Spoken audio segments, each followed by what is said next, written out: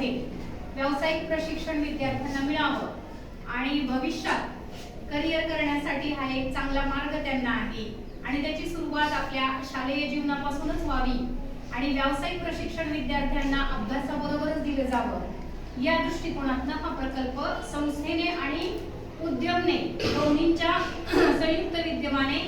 राबवलेला आहे। रयत शिक्षण संस्थेचं 100% कॉन्ट्रीब्युशन त्याच्यामध्ये आहेच आहे। तर आज प्रकरण 18 अंतर्गत नमुना सादरीकरण आणि अभिप्राय या प्रकरणांतर्गत इयत्ता 9वी अ च्या विद्यार्थ्यांनी जे काही खाद्यपदार्थांचे नमुने तयार केलेले आहेत ते आपल्या वर्ग उपक्रम अंतर्गत वर्गात आणि गटागटात मांडलेले आहेत की या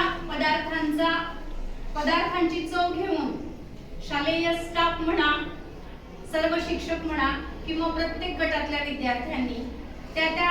दुसऱ्या गटापर्यंत जायचे,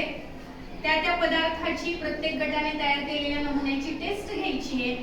आणि त्या टेस्टवर आणि त्यांनी जी काही कृती केलेली आहे त्याच्यावर आपला अभिप्राय द्यायचा आहे आणि या अभिप्रायाचा उपयोग विद्यार्थ्यांना याच्यासाठी होणार आहे की ज्या काही क्वेरी, ज्या काही चुका त्यांच्या राहून गेलेल्या आहेत आपला नमुना तयार करताना त्या चुकांमध्ये ते सुधारणा करणार आहेत आणि याच्या पुढचा टप्पा म्हणजे मार्केटिंग। चला बाजारात जाऊया आणि मग मार्केटिंग मध्ये उतरल्यानंतर, बाजारात उतरल्यानंतर पूर्ण तयारीनिशी आणि पूर्ण सक्षमतेने ते आपला नमुना त्या ठिकाणी सादर करणार आहेत आणि निश्चितच सगळ्या चुका त्याच्यातून दुरुस्त झाल्यामुळे हा जो नमुना ते सादर करतील त्याला चांगलाच प्रतिसाद बाजारातून मिळणार आहे आणि त्याच्यातून विद्यार्थ्यांना जी मूलभूत आपली गोष्ट आहे त्याच्यातली नफा,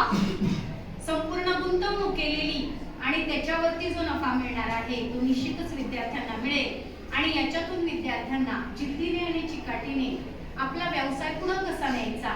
याचं पायाभूत ज्ञान, बेसिक ज्ञान विद्यार्थ्यांना या उपक्रमातून मिळते। तर हा उपक्रम रयत शिक्षण संस्थेच्या श्री भैरवनाथ माध्यमिक विद्यालय अवसरी खुर्द मध्ये सांगितल्याप्रमाणे दिलेल्या सत्राप्रमाणे आणि नियोजनाप्रमाणे आतापर्यंत राबवला गेलेला आहे आणि आज या सक्षम उपक्रमातला हा टप्पा या ठिकाणी आम्ही पूर्ण करतोय। सर्व 9वी च्या विद्यार्थ्यांनी आणि शाळेतल्या सर्व शिक्षकांनी, माझ्या सहकारी बंधू भगिनींनी आणि शाळेचे पर्यवेक्षक श्री कोळेकर सरांनी आम्हाला प्रेरणा दिली, आम्हाला उचित ते सगळं सहकार्य केलेलं आहे आणि त्याचमुळे आज आम्ही हे सादरीकरण या ठिकाणी करू शकलेलो आहे। तुम्हा सगळ्यांच्या उपस्थितीबद्दल आणि दिलेल्या भरभरून प्रतिसादाबद्दल खूप खूप धन्यवाद।